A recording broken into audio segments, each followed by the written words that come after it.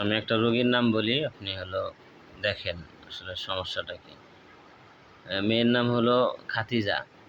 সে তার আব্বুর নাম আব্দুর রাজ্জাক, মার নাম মিনু, বাড়ি কাকইর।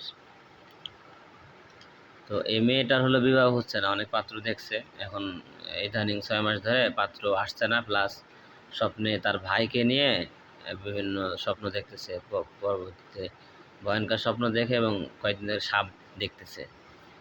ঠিক আছে, আর তার বাড়িতে পাত্র আসে না, এই জন্যে দেখেন কি সমস্যা। নাম খাতিজা, আর ভাইয়ের নাম রাকিব, বাবার নাম আব্দুর রাজ্জাক, মার নাম মিনু।